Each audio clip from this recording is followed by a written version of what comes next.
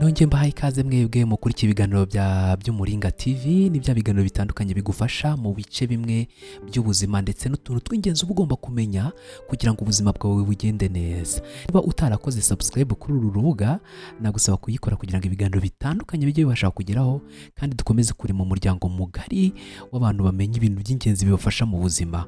Burya ikintu cya mbere ni amakuru, kandi iyo utazi amakuru usa nk'uwasigaye. Ntaba ari wowe rero uba utazi amakuru ngo bya bintu bikugwirire, ahubwo wowe uzi amakuru agufasha kugera kuri byinshi. Ndi Josh.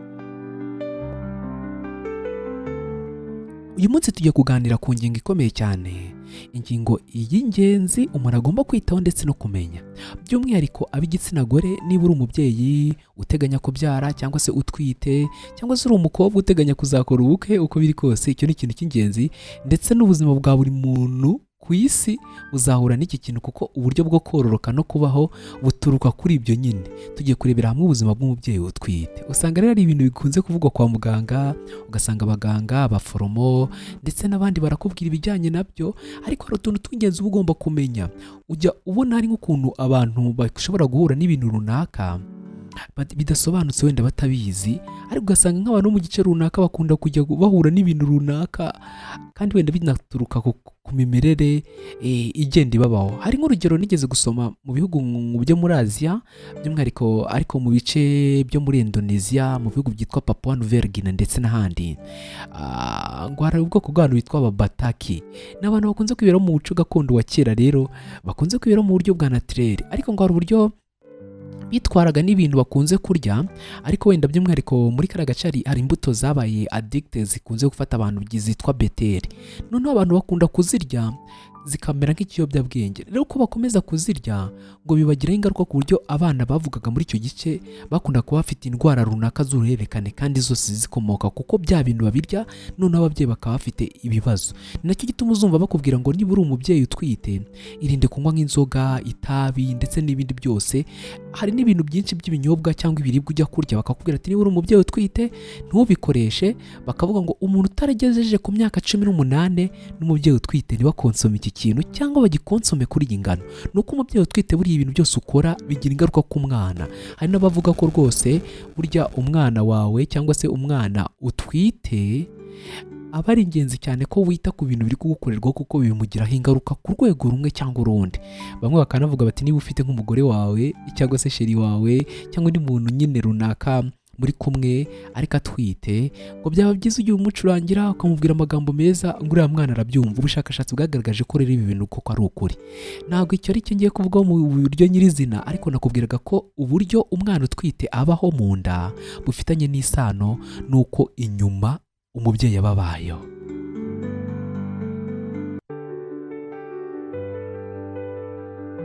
Uyu munsi rero ndaza kwita ku kindi kintu. Umubyeyi utwite hari ibimenyetso bitandukanye atangira kugaragaza byo gucika intege k'umubiri, agahindura. Hari n'abo ngo bashaka kurya ibiryo runaka. Ibyo abantu bashobora kuba bizi kundusha cyane, cyangwa se uri kunyumva byarakubayeho. Ariko hari akandi kantu ugiye kukubwira. Hari uburyo umubyeyi utwite ashobora kuba yagira imigirire, ariko by'umwihariko turita ku bintu byo kuryama.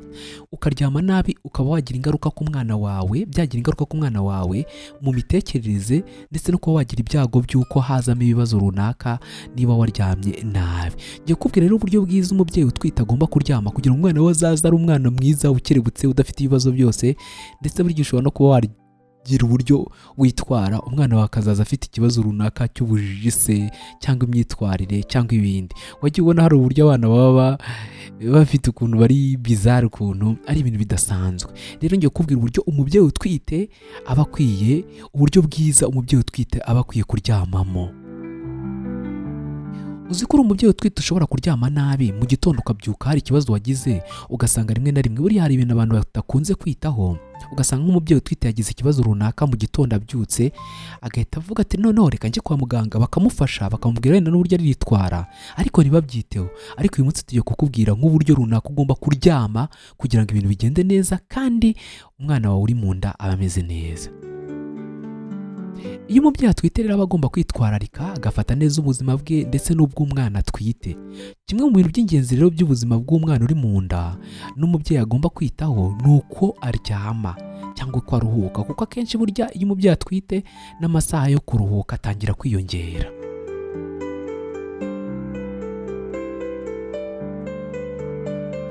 Hari urubuga rukunze kwandika inkuru zijyanye n'iz'ababyeyi ruriho abantu b'abahanga cyane rwitwa amfa.com.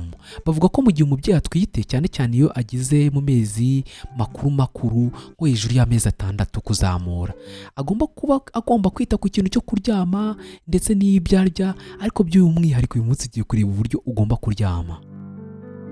Batubwira rero ko hari ikintu cy'ingenzi agomba kuba azi, ngo umubyeyi utwite uburyo bwiza bwo kuryama ngo aba agomba kuryamira urubavu rw'ibumoso.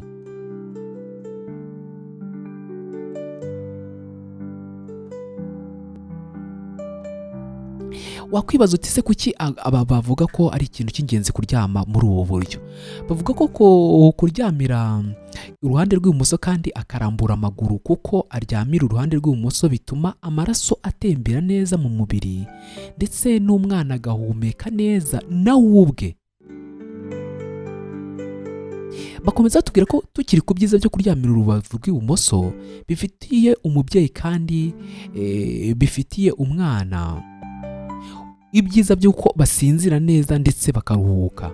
Mu gihe abaryama bubitse ndabyo bituma ahumeka nabi, bikaba bibi kurushaho ku baryama bagaramye, kuko ingaruka zigera ku mwana, kuko imitsi y'umugongo ikorana n'ubwonko ishobora kwangirika.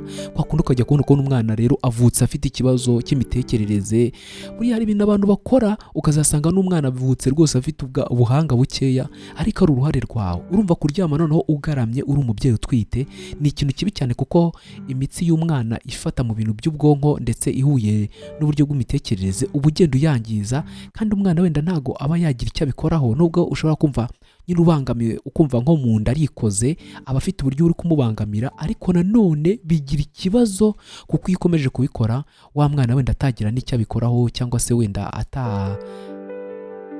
atagira ukuntu yibirindura cyane ngo bishoboke, kuko hari abantu bafite iyo mico byaramugiye mu burya imico yose tukunze kwishyiramo iba iratubata.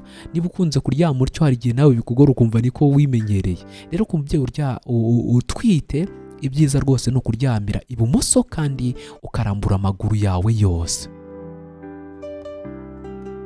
Ikindi kintu bakubwira ku mubyeyi utwite, jya ugerageza kuruhuka amasaha akwiye kandi ntuinanize cyane. Wenda waba ukora uturimo dutuma hari utwo ugeraho, hari abakora mu bice byerekeranye n'akazi ka leta, ugasanga n'undi aricara araza kugira ibintu akora, abarimu ndabumva abagomba kujya kwigisha, abaganga ndabyumva abashobora gufasha abandi, abahinzi birumvikana ushobora kujya mu murima ugafata isuka ugahinga, umworozi ni uko nguko ushobora kugira ibyo ukora by'amasuku ndetse no kugira ibyo ukora mu rugo. Ariko mu buryo bumwe cyangwa ubundi uba ugomba kwita ku kumenya ko uri mu bihe bidasanzwe, nawe ukaba umuntu udasanzwe, ukajya ubyizirikana ko hari undi muntu usa nk'ukikiye. Tekereza ko ugiye nko kurya cyangwa se kugira utundi tuntu ukora, cyangwa uri gukora siporo ufite ikindi kintu mu ntoki, cyangwa ufite umuntu mu ntoki, cyangwa uteruye umwana, ubikora se nk'uko wari kubikora utabifite.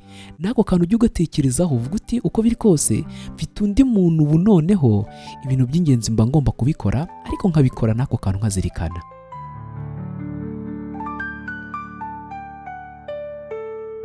Batubwira ko rero umubyeyi utwite agomba kwitegura, agomba gukora ibintu by'ingenzi cyane, by'umwihariko igihe agiye kuryama, ko ugomba kwitegura mbere yo kuryama. Fata ifunguro rya nimugoroba mbere kugira ngo igifu kibone umwanya wo gukora igogora, kandi ufate ifunguro ryoroheje. Umubyeyi utwite rero bya bintu bya nimugoroba byo kurya ibiryo byinshi abanyarwanda twihaye, ubundi imirire iteye irya: mu gitondo bishobotse ugomba kurya nk'umwami, saa sita ukarya nk'igikomangoma, nimugoroba ukarya nk'umugaragu. Hari ibintu byateye rero bisa nka secularization yaturutse cyane cyane mu bihugu by'Uburayi bwa ruguru, ariko nabwo bwo hagati cyane mu bihugu nk'Ubufaransa. Hari uburyo, cyangwa se Ubudage hafi aho, ariko bo bafite n'uburyo barya. Hari uburyo bakunda gukoresha ibintu bisa nk'imikati, ariko nanone bo bakoresha imikati myiza y'umwimerere ikomoka ku ngano myiza cyane. Noneho hari ikintu cyatugiyemo yuko ngo mu gitondo ngo abantu bagomba gufata ngo icyayi cyangwa umukati cyangwa igikoma cyangwa amandazi, noneho saa sita bakarya ifunguro risa nk'iryoroheje, noneho ngo nimugoroba bakarya ingo nyinshi nimugoroba usanga batetse ibiryo byisumbuye, amafiriti, abashobora kuba bafata akabiri k'itungo, ubwo ndavuga inyama, akaboga, ugasanga nimugoroba nibwo bakarya. Sorry, yego.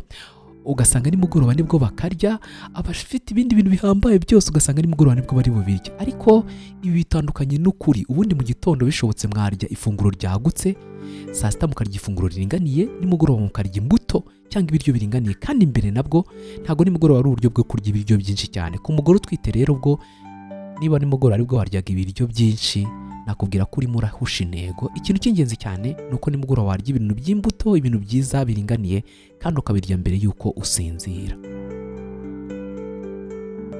Nanone ikindi kintu ugomba gukora, gerageza kuruhuka bihagije amasaha yo ku manywa.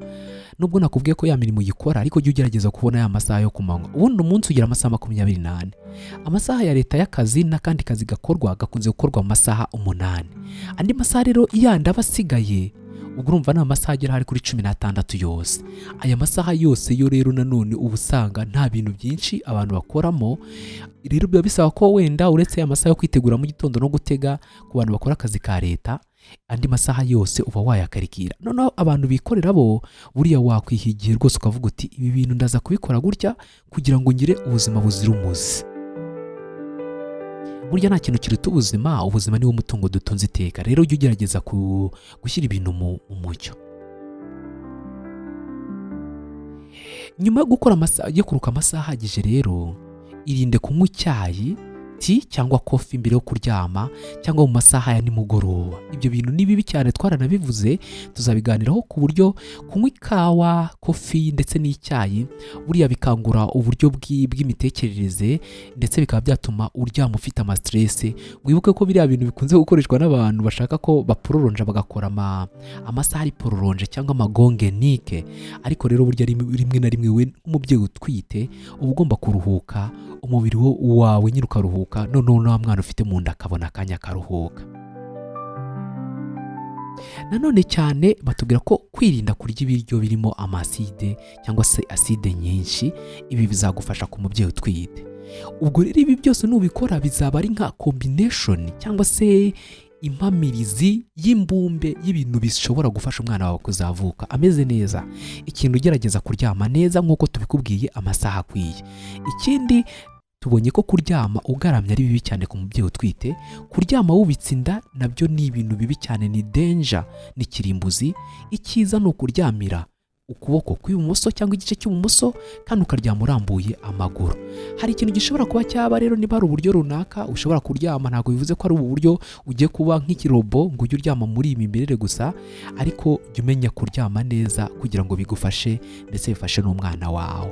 Ndagushimiye wowe wakurikiye ikiganiro. Niba utarakora subscribe nagusaba kuyikora kugira ngo ibiganiro bitandukanye bijye bashaka kugeraho, kandi dukomeze kuba mu muryango mugari w'abantu bafite ubumenyi budufasha buri munsi.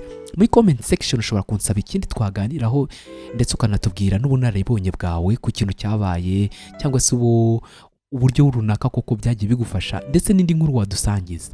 Ugire Imana n'amafaranga, impagarike n'ubugingo, kandi ugire ubuzima. Komeza kubana natwe kuri uyu murongo, tuzagaruke tubana mu kindi kiganiro kindi. Ndi Josh.